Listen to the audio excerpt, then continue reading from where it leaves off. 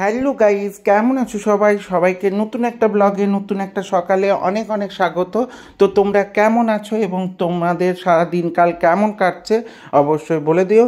তোমাদের সঙ্গে আজকে শেয়ার করে নিতে যাচ্ছি ফলই মাছের আলু এবং সর্ষে বাটার ঝাল। তো এটা খুব সুন্দর খেতে হয়। আমি কিন্তু মাছটা ভেজে নিয়েছি এবং তোমাদের দেখানোর জন্য অবশ্যই দেখাবো একটুখানি। তো অবশ্যই মাছটা ভেজে রেখে দিয়েছি।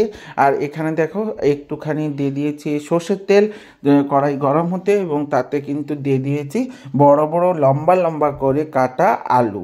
তো আলুটা দিয়ে প্রথমে আলুটাকে কষতে থাকবো। তো আলুটা কষিয়ে নিতে হবে কিন্তু ভালো করে, কারণ আলুটা সিদ্ধ হতে দেরি হতে পারে। তো অনেক সময় আলুগুলো ভালোও পড়ে না, তোমরাও জানো।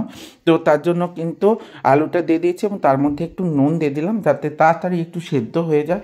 তো নুনটা দিতে হবে আগেই, কারণ আলুর সঙ্গে নুনটা মানে আলুর মধ্যে নুনটাও ঢুকে যাবে, আর তার সঙ্গে সঙ্গে আলুটাও কিন্তু তাড়াতাড়ি যাতে ভাজা হয়ে যায়। তবে আমি বারবার বলবো এটা একটু ধিমি আঁচে করবে, কারণ বেশি পরিমাণে আঁচ দিয়ে দিলে আলুগুলো লাল লাল হয়ে যাবে। এতে কিন্তু একটু লাল লাল করে ভেজে নিলে ভালো লাগবে না। হালকা হালকা করে ফুটবে এবং তাতেই কষানো হতে থাকবে। এরকমই হলে খেতে কিন্তু অসাধারণ লাগে। আর আমার পাশে কিন্তু অনেক কিছু রান্না হচ্ছিল, সেগুলো করে নিচ্ছিলাম। তবে আমি তোমাদের সঙ্গে শেয়ার করব এই মাছের আলু সর্ষে বাটা দিয়ে ঝাল। তো এটা কিন্তু বেশ একটু মানে ঝাল ঝাল ব্যাপার, মানে একটু ঝালের পরিমাণটা বেশি হতে হবে। হ্যাঁ, তুমি চাইলেই কম ঝাল দিয়ে খেতে পারো, কিন্তু অবশ্যই একটু ঝাল ঝাল হলে এটার টেস্টটা না ঠিকঠাক করে খুলবে। তো অবশ্যই দেখো আমি আলুগুলোকে ভালো করে ভেজে নিচ্ছিলাম। তো ভেজে নেওয়ার পর তার মধ্যে কিন্তু দিয়ে দিলাম হলুদ। তো হলুদ দিয়ে আরেকটুখানি কষিয়ে নেব। তো কষিয়ে নিয়ে আমি কিন্তু দিয়ে দিব ডুমো ডুমো কাটা পেঁয়াজ। তো তুমি কুচি কুচি করেও কাটতে পারো, ডুমো ডুমো করেও কাটতে পারো। তবে সেদিন কাকিমা ঠিকঠাক করে মনে ছিল না, তো তাই কাকিমা কিন্তু কুচি কুচি করেই কেটে দিয়েছিল। কিন্তু এইটার ক্ষেত্রে একটু বড় বড় পেঁয়াজ দেওয়াটাই ভালো। তো আমি যেহেতু কাকিমা ভুলে গেছিল, আমি সেটাই দিয়ে দিয়েছি। তো আর তার সঙ্গে একটু দিয়ে দিয়েছি টমেটো। টমেটো ইউজ করতেও পারো আবার নাও করতে পারো। যারা মনে করবে যে টক টক জাতীয় খেতে চাই না, তাহলে টমেটো দেবে না। আর যারা মনে করবে একটু টক টক জাতীয় বানাতে চাই, তো অবশ্যই তোমরা টমেটো দিতে পারো। এই সময় কিন্তু একটা স্মেল আসবে, বেশ সুন্দর ধরনের স্মেল আসবে। তারপরেই কিন্তু তোমাকে জল ঢেলে দিতে হবে, কারণ ওটা ফোটানোর জন্য। তো ফুটিয়ে নেওয়ার জন্য আমি জল দিয়ে দিয়েছি। আর সঙ্গে দেখো আলুগুলো সিদ্ধও হচ্ছে, তার সঙ্গে সঙ্গে আমার জলটাও ফুটছে। সেই সময়ই কিন্তু আমি দিয়ে দিয়েছি মাছগুলো। তো মাছগুলোর মধ্যে যাতে নুন ঢুকে যায়, তার জন্য মাছগুলো দিয়ে একটু ফুটিয়ে নেব। আর ফলই মাছ কিন্তু একটু শক্ত শক্তই হয়, খুব একটা কিন্তু নরম মাছ নয়। তো অবশ্যই ফলই মাছ তোমাদের দিয়ে দিতে হবে আর একটু ফুটতে দিতে হবে। এবং লাস্টে কিন্তু আমি দেব সর্ষে বাটাটা।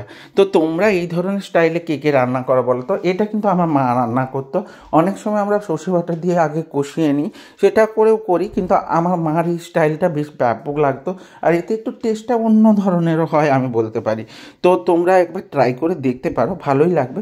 তো আমি একটু সর্ষে বাটার পরিমাণ কমই দিয়েছি। আমার সর্ষে বাটা প্রচুর প্রচুর ধরনের সর্ষে বাটা ভালো লাগে না, হালকা হালকা ধরনের সর্ষে বাটা দিয়ে রান্না করাটাই আমার খেতে ভালো লাগে। তবে অনেকের কিন্তু পেটের প্রবলেম থাকে যাদের, তাদের সর্ষে বাটাটা একটু কম খেতে বলে, তো তারা একটু কম করেই সর্ষে বাটা দিয়ে রান্না করে দেখতে পারো। আর নাহলে ছেড়ে ছেড়েও খেতে পারো অনেক দিন অন্তর অন্তর। তো করে ট্রাই করে একবার দেখো, কিন্তু বেশ ভালো লাগবে। আর এইটা কিন্তু যখন পুরোপুরি সেদ্ধ হয়ে যাবে আলুগুলো, সেই সময় দিয়ে দিতে হবে একটু কাঁচা সর্ষের তেল। তো কাঁচা সর্ষের তেল দেওয়ার পর কিন্তু বেশিক্ষণ ফোটাবে না, তারপরেই নামিয়ে নেবে। তো খেতে আমার মতে তো ভালোই। তো তোমরা ট্রাই করে বলো তোমাদের কেমন লাগছে। আর কে কে ট্রাই করলে অবশ্যই কমেন্ট সেকশানে জানিও কিন্তু। আর যারা যারা ট্রাই করবে তাদের কেমন লাগছে সেটাও কিন্তু কমেন্ট সেকশানে আমাকে জানাতে হবে। এইবারে আমার কিন্তু ফোটাতে দিয়ে দিয়েছি এবং ফোটানোর পর আমি নামিয়ে নেব। তো তোমাদের আমার ব্লগগুলো কেমন লাগছে বলো? যদি ভালো লেগে থাকে তাহলে অবশ্যই লাইক কমেন্ট শেয়ার করে দিও। আর ইউটিউব থেকে যারা দেখবে তারা সাবস্ক্রাইব করে দিতে ভুলে যেও না, যাতে আমার ভিডিওগুলো তোমাদের সামনে সবার প্রথমে চলে আসে। আর পাশের বেল আইকনটা ক্লিক করে দিলে অবশ্যই আমার ভিডিওগুলো সবার প্রথমে চলে আসবে। এইভাবে আমার সাথে থেকো, সঙ্গে থেকো, জুড়ে থেকো। অবশ্যই দেখা হচ্ছে নতুন একটা ব্লগে, নতুন একটা সকালের সঙ্গে। ততক্ষণের জন্য আমি একটাই কথা বলবো, কমেন্ট করো, ভালো থেকো, আমাকে ভালোবাসো, তোমাদের সঙ্গে জুড়ে আছি।